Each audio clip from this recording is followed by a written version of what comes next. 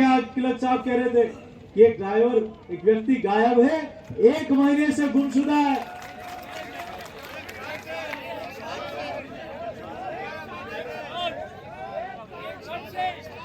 मैंने 1 महीना इसलिए कहा कि आप सब लोगों को भी पता है कि नहीं है।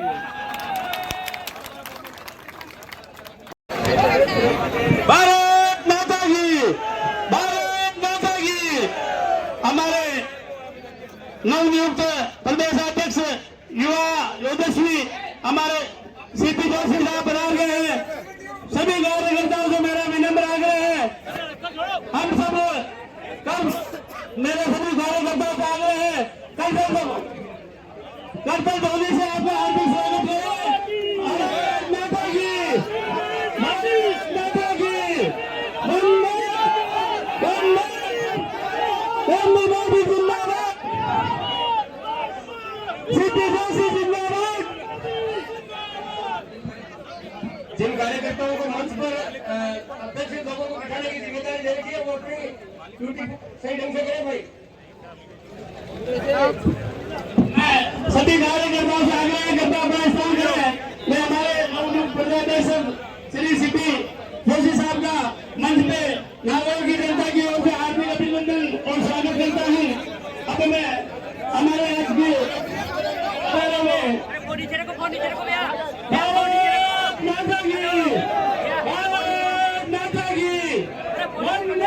जी, आदरणीय गजेंद्र सिंह जी, हमारे पूर्व मंत्री आदरणीय अजय सिंह जी, गजेंद्र सिंह जी खिंचर साहब, यहाँ उपस्थित हमारे प्रभारी माननीय पुखराज पहाड़िया जी,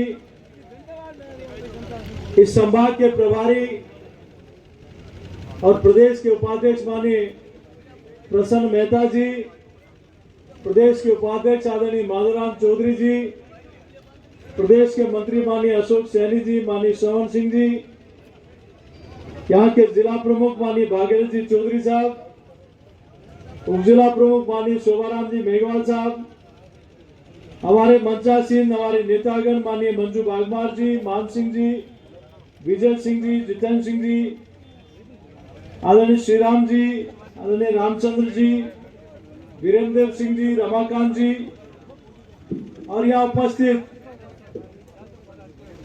नागौर की धरती पर इस नकारा और निकम्मी सरकार को उखाड़ फेंकने का संकल्प लेने वाली मेरी देवतुल्य कार्यकर्ता बंधुओं जनता जनार्दन के बीच में मैं आप सबको प्रणाम करता हूं, नमन करता हूं, वंदन करता हूं। एक ऐसी पावन धरा है जहां दूर दूर से लोग नमन करने आते हैं। एक ऐसी पावन धरा है जिस धरती ने वचनों का मोल याद दिलाया है। ऐसे वीर तेजाजी महाराज के चरणों में प्रणाम करता हूं। और यहाँ पर हम सब लोगों ने सुना है वीर तेजाजी ने वचनों की बानगी रखी तो माननीय कर्माबाई ने भक्ति भाव से भगवान को भोजन कराया। और ये वो धरती है, चित्तौड़ और मेवा मेड़ता और नागौर का रिश्ता तो अनमोल है। मीराबाई के विश्वास है जहर को भी अमृत बनाया। तो खियाला के जाट भाई ने भाई धर्म को निभाने के लिए जो परंपरा की नींव रखी, वो आज भी देश भर में लोकगीतों के रूप में पूरा देश भर उन लोकगीतों को सुनता है। ये गुरु परंपरा का एक अनोखा संगम है जहां गोरक्षनाथ जी की, भगवान जम्बेश्वर जी की, दादू जी की, दरिया जी की, लक्ष्मीदास जी की और सुंदरदास जी की, ऐसे महापुरुष संतों की पावन धरा पर मैं अपने आप को सौभाग्यशाली मानता हूं कि ऐसे देवतुल्य कार्यकर्ता और जनता जनार्दन का मुझे दर्शन करने का अवसर मिला। आज उस धरती को भी नहीं भूल सकते और वो शिववीर को भी नहीं भूल सकते जिन्होंने शाहजहां के दरबार में तलवार उठाकर सलावत खां की गर्दन काटकर उसके सामने फेंक दी। ऐसे शूरवीर अमर सिंह जी राठौड़ को भी याद करना चाहता हूं। यहाँ की विशेष पहचान रही है अभी माधवराम जी खड़ी भाषा में बोल रहे थे, तो वो भाषा सबको मीठी लगती है। यहाँ की सांस्कृतिक परंपरा, यहाँ का पहनावा, ये राजस्थान का मध्य है, तो यहाँ की ऐतिहासिक परंपराएं पूरा प्रदेश उनको प्रणाम करता है, वंदन करता है। तो आज पंचायत राज की शुरुआत करने वाली इस नागौर की भूमि को भी मैं प्रणाम करता हूं। ये धरती वो धरती है जिन्होंने जनसंघ के समय भी, आदरणीय बच्चराज जी व्यास साहब के योगदान को भी नहीं भूल सकता, जिन्होंने उस समय भी जनसंघ का दिया जलाया था और उस विपरीत समय में भी, और ये आज उस धरती को भी नहीं भूल सकते जिस धरती ने किसानों के हित के लिए जिन्होंने परंपराएं बनाई, देश और प्रदेश में एक प्रभाव बनाया, नाथूराम मिर्धा जी को भी नहीं भूल सकते। मैं आपके चरणों में, मेरे पूर्व के वक्ताओं ने कई सारी बातें कही कि आक्रोश क्यों उमड़ रहा है। यह आक्रोश जनता का इसलिए उमड़ रहा है कि आज जनता ने पिछले 4.5 वर्षों में अपने आप को ठगा सा महसूस किया है। ठीक कहा था सीआर साहब ने कि यहां उस समय कमल खिला था तो राजस्थान की सरकार ने एक नहीं 3 कैबिनेट मंत्री इस नागौर की धरती को देने का काम किया, जिनमें 2 यहाँ विराजमान है। तो आदरणीय नरेंद्र मोदी जी ने भी यहाँ भारत सरकार में सीआर साहब को मंत्री बनाकर देश और प्रदेश की सेवा के लिए आगे भेजने का काम किया था। क्या हो गया, किसकी नजर लग गई? और 4.5 वर्षों में जिन लोगों ने वादे किए थे, जिन लोगों ने छोटी घोषणाएं की थी, आज नागौर की धरती कमर कस के बैठी है। आ जाओ, इस बार हिसाब चुकता करना है।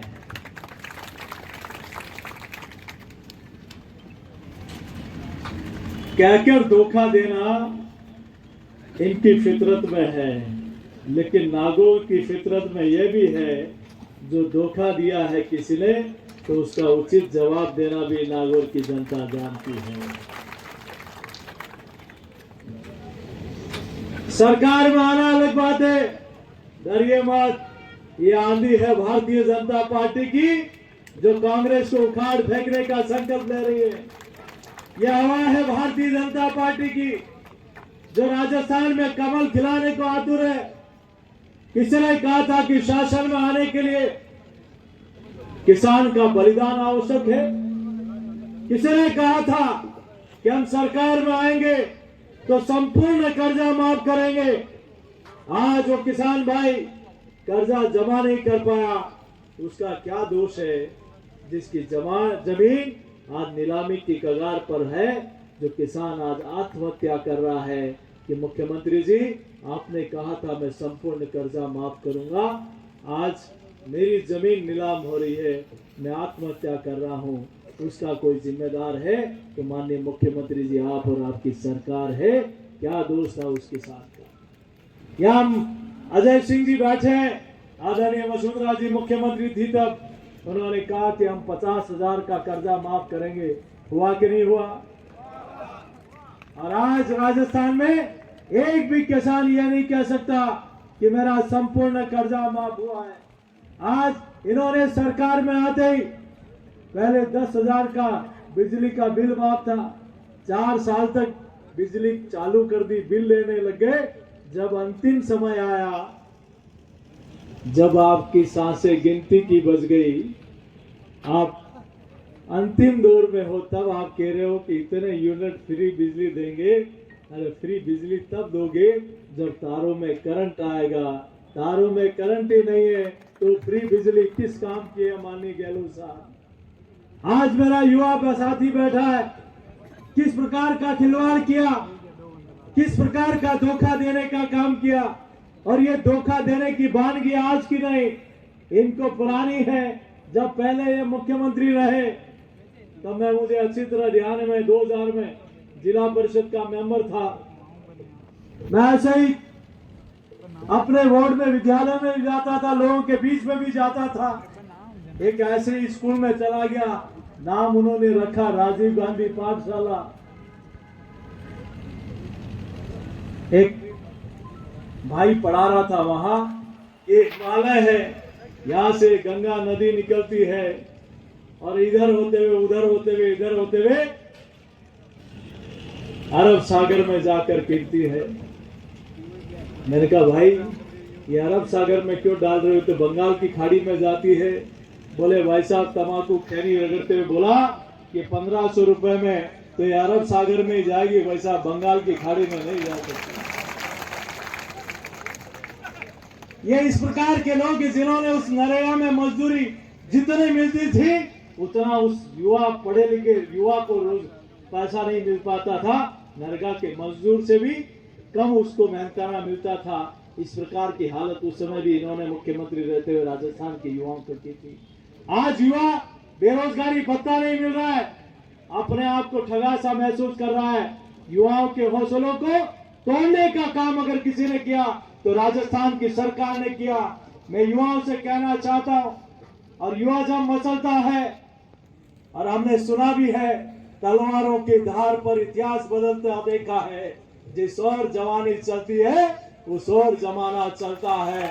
मैं युवा साथियों से आग्रह करना चाहता हूं इस सरकार को उखाड़ फेंकने का।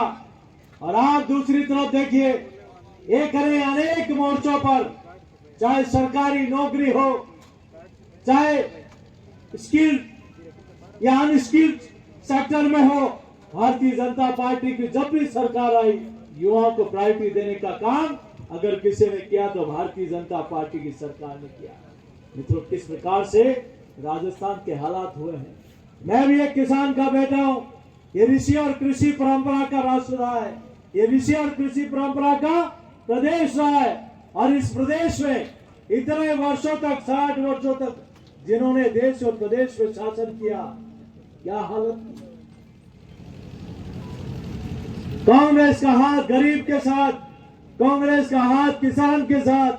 60 वर्षों तक नारे दिए, नारों के अलावा इस देश में कुछ नहीं दिया। कांग्रेस आएगी गरीबी मिटाएगी, कांग्रेस आएगी गरीबी समाप्त करेगी। प्रदेश की और देश की गरीबी तो नहीं मिटी, लेकिन कांग्रेस के नेताओं की गरीबी जरूर मिट गई। कैसे हालात। अरे भारतीय जनता पार्टी की जब भी सरकार आई, चाहे देश में हो प्रदेश में हो, ये भारतीय जनता पार्टी की सरकार थी जिन्होंने सबसे पहले 10,000 का कर्जा माननीय भैरव सिंह जी ने माफ किया। ये भारतीय जनता पार्टी की सरकार थी जब वसुंधरा जी ने 50,000 का कर्जा माफ किया। ये भारतीय जनता पार्टी की सरकार थी जिसमें अटल बिहारी वाजपेयी जी ने कहा कि 75वें जन्मदिन पर 1,000 की आबादी से लेकर 500-250 तक की आबादी को प्रधानमंत्री सड़क योजना से जोड़ दो, क्योंकि मेरी देश की आत्मा कहीं बसती है तो गांव में बसती है। उस गांव को इस देश से मुख्य धारा से जोड़ने का काम किया। आज अगर किसी ने काम किया, अरे देश भर में इतने ही सरकारें आई, पहले वो सरकार थी जो बोले किसान को खाद और बीज लाने के लिए किसी के सामने हाथ नहीं फैलाना पड़े। अरे फैक्ट्री वालों को तो कोई लोन दे देगा, लेकिन किसान को कार्ड दिखाकर लोन दिलाने का पहली बार काम किया किसान क्रेडिट कार्ड, तो भारतीय जनता पार्टी की सरकार थी। आज फैक्ट्री में आग लग जाए तो बीमा कंपनी बीमा पास कर दे, लेकिन किसान की फसल का भी बीमा होना चाहिए। ये बीमा योजना अगर कोई देश में पहली बार लेकर आया तो भारतीय जनता पार्टी लेकर आई। मित्रों, मैं आपके सामने कहना चाहता हूं, आखिर क्या कारण है। देश के प्रधानमंत्री आदरणीय नरेंद्र मोदी जी ने सरकार में बनते ही कहा, जब जो 2019 का चुनाव था उससे पहले, कि हम छोटे किसानों का खाते में साल के 6,000 रुपए देंगे। मुझे अच्छी तरह ध्यान है, चुनाव निपटा, उसके बाद वापस कैबिनेट की बैठक थी। उस कैबिनेट की बैठक में पहला कोई फैसला हुआ कि छोटे किसान नहीं, अब संपूर्ण किसान के खाते में 6,000 रुपए डालने का काम करेंगे। लेकिन किसान बंधुओं, में आपके बीच में कहना चाहता हूं, आखिर क्या कारण है आज उस किसान के खाते में 6,000 रुपए अगर मोदी जी भेज रहे तो क्या कारण है कि राजस्थान की सरकार सूचियां बनाने में जानबूझकर इनके पटवारी, इनके तहसीलदार, इनके एसडीओ नाम काटो किसान का। ये अगर 6,000 रुपये चला गया तो मोदी जिंदाबाद करेगा। अरे तुम्हारी औकात नहीं है 6,000 रुपये डालने की, तो मोदी जी अगर भेज रहे हैं उनकी मदद करने के लिए तो तुम क्यों बाधा बनने का काम कर रहे हो? मुझे अच्छी तरह ध्यान है, आदरणीय सीआर साहब और हम सब लोग राजस्थान में वसुंधरा जी की सरकार थी, दिल्ली में मोदी जी थे, यहाँ ओलावृष्टि हुई थी, राजस्थान के हम सब सांसद मिलकर माननीय प्रधानमंत्री जी के पास गए थे, 25 के 25 सांसद मिलकर गए थे। हमने आग्रह किया था कि आप फसल खराबा हो गया, राजस्थान के किसानों की मदद करिए। उन्होंने कृषि मंत्रालय, गृह मंत्रालय, वित्त मंत्रालय के अधिकारियों और मंत्रियों को बुलाया, बोले क्या मदद कर सकते हैं राजस्थान की? उन अधिकारियों ने कहा साहब कोई मदद नहीं कर सकते। बोले क्यों? बोले संसद में कानून बना हुआ है कि 50% से ऊपर खराबा होगा तो ही भारत सरकार उसमें कुछ मदद कर सकती है। तो मोदी जी का जवाब सबके दिलों पर छा गया। उन्होंने कहा ये संसद किसानों की है, इस संसद में एक नहीं 10 कानून भी बदलने होंगे तो भारत सरकार बदल देगी। और आजादी के इतने वर्षों के बाद पहली बार संसद में कानून बदला गया। क्या 50% की जगह 33% खराबा होगा, तब भी नरेंद्र मोदी जी की सरकार फसल खराबे का पैसा देगी। लेकिन वो तब होगा जब नीचे सही मंशा वाली सरकार होगी। उस समय तो वसुंधरा जी मुख्यमंत्री थी, 3 दिन विधानसभा बंद करके कहा कि जाओ नीचे गिरदावरी करा के आओ। उस समय गिरदावरी ठीक हो गई तो फसल खराबे का पैसा भी करोड़ों रुपया दिल्ली से खजाने में आया कि नहीं आया? ईमानदारी से बताना। आज ये राष्ट्रीय राहत आपदा कोष का पैसा भारत सरकार देती है, राज्य राहत आपदा कोष का भी 75% पैसा भारत सरकार देती है। तो क्या कारण है कि 4 साल में राजस्थान सरकार गिरदावरी कराने में अधिकारियों को निर्देश मिलते हैं कि इसको 30% से ऊपर नहीं करना। अरे ये खजाना तो किसानों का है, ये किसान ही है जो उस खजाने की भरपाई करता है, अपना खून पसीना बहाकर उस खजाने को भरने की ताकत कोई रखता है तो इस देश का किसान और इस देश का मानुष रखता है। फिर किसके लिए पैसा बचा के रख रहे हो? और आखिर किससे दबाव में ये गिरदावरी नहीं हो पा रही? ईमानदारी से बताना, 4.5 वर्षों में फसल खराबे का गिरदावरी के माध्यम से राहत आपदा कोष से एक भी पैसा मिला क्या? आज जिस प्रकार की कानून व्यवस्था राजस्थान में, रोज अभी मुझे कहा गया, क्लर्क साहब कह रहे थे कि एक ड्राइवर, एक व्यक्ति गायब है, 1 महीने से गुमशुदा है।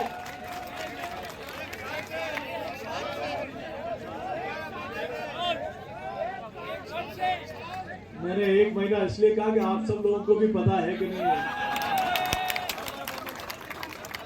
और इतना ही कानून व्यवस्था की खराबी नहीं है, यहाँ की कानून व्यवस्था की हालात यह है कि आज कोई भी महिला अस्पताल में जाती है तो वहां उसके साथ दुराचार हो जाता है। कोई भी महिला एम्बुलेंस में जाती है तो वहां उसके साथ दुराचार हो जाता है।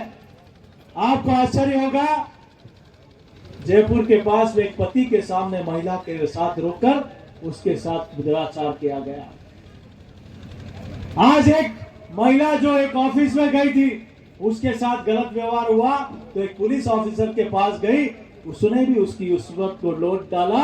अगर ये भारतीय जनता पार्टी की सरकार होती तो ऐसे भेड़ियों को फांसी पर लटकाने के अलावा और कोई रास्ता नहीं बचता। आज किस प्रकार की घटनाएं हो रही है? थाने में जाकर गैंगस्टर अपराधियों को खुलेआम उठा कर ले जा रहे हैं। आज राजस्थान की हालात यह है कि भू माफिया, बजरी माफिया, आप ये यहाँ भी आप बड़ी मात्रा में माइनिंग इलाका है, देश और दुनिया में लोग यहाँ व्यापार करने जाते हैं और अपना नाम रोशन करते हैं राजस्थान का। लेकिन दुर्भाग्य है कि आज फिरौती की रंगदारी की घटनाएं रोज आती है और बजरी माफिया और माइनिंग माफिया तो ऐसे है कि भरतपुर में भगवान श्री कृष्ण की क्रीड़ा स्थली, उसको बचाने के लिए एक साधु को चेतावनी देनी पड़े, मुंडन कराना पड़े, और उसके बाद में फिर भी राजस्थान सरकार की नहीं उड़े तो उसको आत्महत्या करना पड़े, तब देख लीजिए कि राजस्थान सरकार की हालत क्या है। मैं इस सरकार को चेतावनी देता हूं कि अब राजस्थान की जनता जाग चुकी है, नागौर की जनता ने ठान लिया है और तुष्टीकरण तो इस बार चरम पर है। आज भगवा पताका फहराने पर भी ये प्रतिबंध लगाते हैं। आज प्रभु श्री राम का नारा लगाने वालों के खिलाफ एफआईआर लॉन्च कराते हैं करौली में। मुझे आश्चर्य होता है कि आखिर किसको खुश करने के लिए कर रहे हैं और किसके दबाव में कर रहे हैं। आज युवा साथी मेरे बड़ी मात्रा में बैठे हैं। रीट की परीक्षा में कैसे किसान गरीब अपने बेटे को, किस प्रकार से बेटी को, बेटे को, बहू को, मैंने कई बहनों की हालत देखी है जो अपने बच्चों को अपने सासू के, देवर के, जेठानी के पास रखकर पढ़ाई करती है और वो परीक्षा देकर आती है, बाद में पता लगता है कि वो पेपर लीक हो गया इस वीक सरकार में। और कल एक खबर आपने पढ़ी होगी, वो आरपीएससी का चेयरमैन बनाया किसको और बनाया किसने। एसओजी ने उनको गिरफ्तार कर लिया। वो पहले एक भ्रष्ट अधिकारी था, एक नंबर का भ्रष्ट अधिकारी था। उसको क्यों बनाया आरपीएससी का चेयरमैन, किसके कहने से बनाया, और इतने लाखों युवाओं का सपना तोड़ने के बाद, कितने समय के बाद क्यों गिरफ्तार किया जब आपको सब पता था। मित्रों, मैं आप सबके सामने किसान बंधु हाथ जोड़कर विनती करता हूं, प्रार्थना करता हूं। कहने को बहुत सारी बातें हैं, लेकिन इन सारे विषयों में आप लंबे सुबह से 11 बजे से आप सब लोग यहाँ बैठे हैं। मैं आपके सबके चरणों में इतनी प्रार्थना करता हूं। आदरणीय सीआर साहब ने जो कहा, आदरणीय मेरे पूर्व के वक्ताओं ने जो कहा, उन सब बातों पर हम सब लोग अमल करते हुए आने वाले समय में नागौर की धरती पर फिर से कमल खिलाना है, फिर से कमल खिलाना है। 2023 में भी खिलाना है और 2024 में भी फिर से नरेंद्र मोदी जी को प्रधानमंत्री बनाना है। आज उस सरकार को उखाड़ फेंकना है जिन्होंने महिलाओं का अपमान किया। उस सरकार को उखाड़ फेंकना है जिसने किसानों के साथ वादा खिलाफी की। उस सरकार को उखाड़ फेंकना है जिन्होंने दलितों पर अत्याचार किया।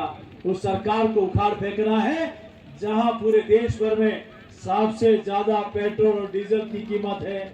उस सरकार को उखाड़ के फेंकना है जहां देश भर में सबसे ज्यादा पेपर लीक हुए हैं।